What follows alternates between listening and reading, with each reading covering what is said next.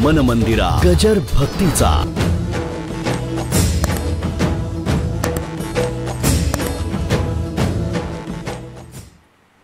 चार पुरुषार्थ सांगितले: धर्म, अर्थ, काम, मोक्ष.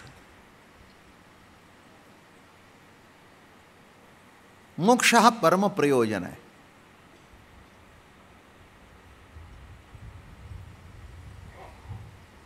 म्हणजे शेवटचं प्रयोजन. मनुष्य जन्माला यावं ते पुन्हा जन्माला येण्याकरता नाही, तर मनुष्य जन्मातून मुक्त व्हावं त्याच्याकरता खटपट करावी आणि मोक्षप्राप्ती करावी. ही वेदांतशास्त्र वगैरे वगैरेंची दृष्टी आहे. आणि ज्ञानेश्वर महाराजांचा जो सिद्धांत आहे, कैवल्य म्हणजे मोक्ष हाची बद्धतेचा पक्ष, असा दुसरा पक्ष समोर उभा केला ज्ञानोबरायाने.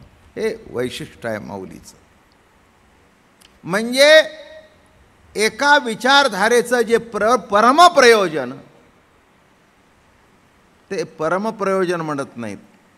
कैवल्य म्हणजे मोक्ष हाची बद्धतेचा पक्ष. म्हणजे असा दोन भाग चटकन पाडून टाकले. आणि म्हणून जी ओवी 3 दिवस चालली आहे, कैवल्य आहे चढावा करीत विषय सेवा, झाला भृत्य भज्जू कालवा भक्तीची घरी. असं कोणी लिहिलं नाही, असं कोणी सांगितलं नाही, इथून पुढे कोणी सांगणार नाही.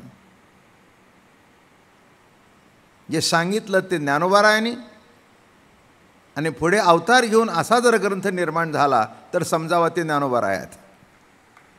दुसरं कोणी करू शकत नाही. ही वस्तुस्थिती आहे. ही विचारधारा, हे तत्त्वज्ञान, जीवनाकडे बघण्याची दृष्टी, जीवाकडे कमित्वाने बघण्याची जी दृष्टी होती ती पुसून काढली.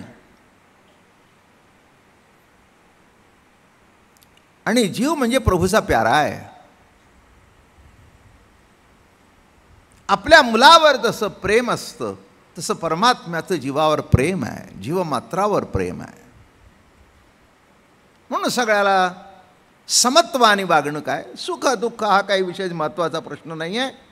सुख दुःख हे प्रत्येकाने इंडिव्हिज्युअल आहेत.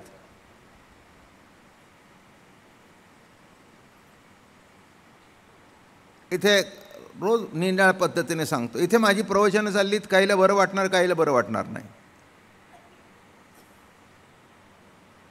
इथे नित्यनेमाने येणारी मंडळी आहेत. येणाऱ्यांना बरं वाटेल, घरातल्याला काही लोकांना बरं वाटणार नाही. म्हणजे इंडिव्हिज्युअल आहे. काहीला कारल्याची भाजी गोड लागते, कारल्याची भाजीसुद्धा गोड लागते, आणि काहींना गोड भाजीसुद्धा कडू लागते. आता हा भाग निराळा आहे. काहींना सज्जनसुद्धा दुर्जन वाटतो, आणि काहींना दुर्जनसुद्धा सज्जन वाटतो. सध्याचं युग बघा. म्हणजे पुढचं वक्तव्य मला करायची गरजच नाही. मी निगेटिव्ह वक्तव्य कोणाबद्दल करतच नाही. आत्ताच मी अशोकरावनं म्हटलं, आपलं आहे ते सरळ मार्गाने जावं.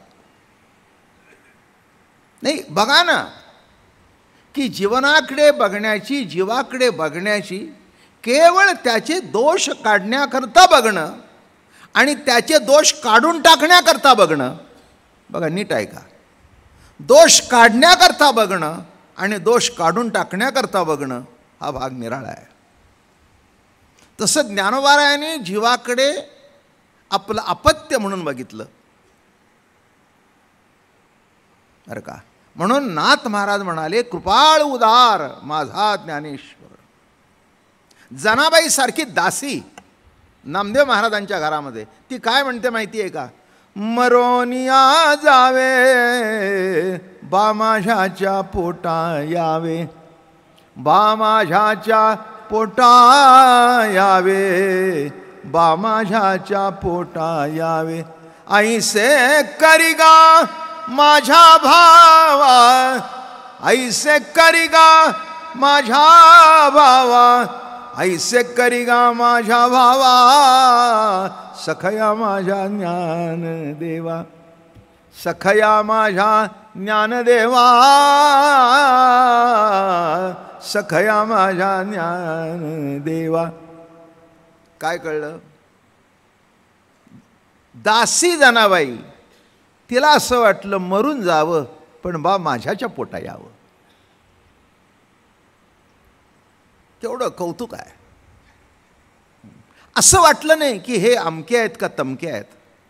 ज्ञानोबरायाच्या बाबतीत कोणत्याही एक विशिष्ट दृष्टिकोनातून कोणी बघत नाहीत. बघत असतील तर 100% चूक आहे. त्यांच्याकडे माऊली म्हणूनच बघावं.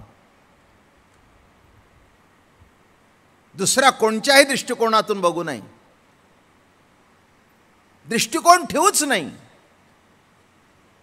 तुझ्या बापाची ती बायको आहे म्हणून तू बापाची बायको म्हणून बघू नकोस, माझी आई म्हणून बघ. म्हणजे आता नीट कळेल तुम्हाला. हात का जोडलेस तर म्हणले माझ्या बापाची बायको आहे. म्हणजे काही चुकीचं विधान नाही आहे काय, पण तसं म्हणू नकोस माझी आई आहे. तसं ज्ञानोबरायाकडे बघताना ते ब्राह्मण आहेत, त्यांचं आडनाव कुलकर्णी आहे, त्यांची मुंज झाली होती का झाली नव्हती, त्यांचे ग्रंथ चांगले का इतरांचे चांगले, शंकराचार्यांच्या तुलनेत ते किती मोठे, काय करायचे तुला. माझ्या दृष्टिकोनातून जो तो आपापल्या ठिकाणी मोठा आहे. माझं बोलणं कळलं का? ही तुलनाच करायला जाऊ नका. आचार्य आचार्यांच्या ठिकाणी, माऊली माऊलींच्या ठिकाणी. काय नवरा नवऱ्याच्या ठिकाणी मोठा असतोच, पण सासराही सासऱ्याच्या ठिकाणी मोठा असतो. नवऱ्याची जागा सासरा घेऊ शकत नाही, सासऱ्याची जागा नवरा घेऊ शकत नाही, आणि ह्या दोघांची जागा मुलगा घेऊ शकत नाही. तसं ज्ञानोबरायाचं जे अस्तित्व आहे आणि त्यांचा जो मोठेपणा आहे तो त्यांच्या सारखाच आहे. म्हणून परमार्थात कुणी कोणाची तुलना करायच्या भानगडीतच पडू नये. ज्ञानोबरायांनी कुठपर्यंत सांगितलं आणि त्यांनी कुठपर्यंत सांगितलं, फक्त एवढंच मी सांगितलं. मी तत्त्वज्ञानाच्या दृष्टिकोनातून सांगितलं, व्यक्तिगत सांगितलं नाही. इतर ग्रंथ जे तत्त्वज्ञानाचे किंवा फिलॉसॉफीचे लिहिले जातं, आता हे बघा बुद्ध संप्रदायामध्ये निर्वाण शब्द वापरला आहे, अर्थमोक्षच निर्वाण शब्द वापरला आहे. पण इथे ज्ञानोबराय म्हणतात हे जे तुम्ही मोक्ष म्हणता हा तर बद्धतेचा पक्ष आहे. हे बघा, हा वैचारिक संघर्ष नाही म्हणत मी, वैचारिक प्रगटीकरण आहे. संघर्ष म्हणत नाही. कशाकरता संघर्ष म्हणायचा? मला जे वाटलं ते प्रगट केलं, वैचारिक प्रगटीकरण आहे. तर ज्ञानोबरायाला वाटलं की हे म्हणता हे चुकीचं आहे, हा बद्धतेचा पक्ष आहे. म्हणजे पहिल्यांदा तुम्ही बद्ध आहे गृहीत धरता आणि मग मुक्त करण्याच्या मागे लागता. पण बद्ध आहे गृहीत का धरता? कोण कुठे अडकलेला आहे मला दाखवा. कोणीच कुठे अडकलेला नाही. एक मी तुम्हाला सांगतो, मी अडकलो या समजुतीत तुम्ही अडकलाय, कोणी अडकलेलं नाही. बायका एक गोड समजुतीत अडकलेल्या असतात लग्न होईतपर्यंत. अहो मला घर सोडता येत नाही कारण माझ्या आजच्याशिवाय कोणाचं घेतच नाही, त्याला चालतच नाही. थांब तेरडे, सॉरी या, थांब जरा, थांब 2 वर्ष जाऊ दे. मग चांगला मुलगा असेल तर सुपरफाईन भाषेस, अगं आई तुला होत नाही ना, मग तू आता कशाला गडबड करतेस, ती आली आहे ना, म्हणजे आता तू जागेवर बस. मूर्ख असेल तर म्हणेल कशाला लबडं करतेस, आता होत नाही तर बसा ना. तेव्हा सांगण्याच्या पद्धती आहेत. तसं ज्ञानोबराया म्हणतात बद्ध कोणी जर असेल तर तुम्ही मुक्ततेचा विचार करा. बद्धच कोणी नाही. एक शब्दाच मागे सांगितले, पुन्हा सांगतो, तुमची वेळ येऊ द्या, वेळ येऊ द्या, म्हणजे मला कळेल तुम्ही कुठे अडकलाय ते. हे आपल्या समजुतीत आहे. तर मुलगी तोपर्यंत जीव घुटमळत होता, बिलकुल घुटमळत नाही. काय मुलगी म्हणजे काय देव लागून गेली की जे आता सर्व सत्य आहे, 1 मिनिट घुटमळायची. सारखं दाराकडे बघत होतं. मग दाराबाहेर का गेलं? तेव्हा कोणात कोणाचा जीव अडकलेला नसतो. माझा जीव अडकलाय या समजुतीत तुम्ही अडकलाय.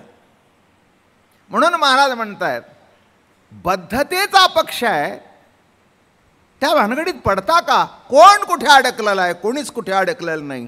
दिवस आल्यानंतर अब्जाधीश असू दे, कोट्याधीश असू दे, नाही तर मोठा राजा असू दे, त्या दिवशी सगळं टाकून निघून जातो. बरोबर आहे ना? मागे एकदा गोष्ट सांगितली होती मी तुम्हाला. सिकंदरचा लवकर अंत झाला. 35च्या दरम्यान, 40च्या आतच गेला तो. ग्रीसवरून निघताना जे आता आर्थिक घोटाळ्यात सापडलंय ते गाव ग्रीस, तिथून निघताना तिथे मोठे मोठे तत्त्वज्ञ होऊन गेले. ॲरिस्टॉटलने त्याला सांगितलं, सत्ता मिळेल पण अहंकार करू नकोस, वाम मार्गाने जाऊ नकोस. जे मिळेल जिंकून ते कळ, हिसकून घेऊ नकोस, अत्याचार करू नकोस.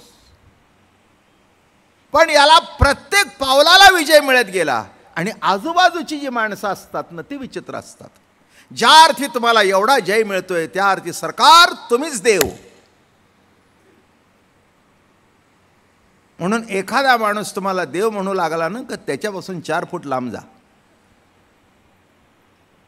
हा तुम्हाला पेटवायला आलाय असं समजावं, बरं का? म्हणून मी नेहमी प्रवचनातून सांगतो, मला संत म्हणायचं नाही, काहीही म्हणायचं नाही. मी संताचा सेवक आहे, तुम्ही संताचे सेवक राहा जन्मभर. मी संताचा सेवक राहतो. ते वर चढून पुन्हा खाली येऊन लाता खायची कुणी भानगड सांगितली आहे? तेव्हा आहे त्या ठिकाणी बरं आहे. पायीची वाण पायीवरी, हे ज्ञानोबारायचं वाक्य आहे, ते सत्य आहे. मन मंदिरा गजर भक्तीचा.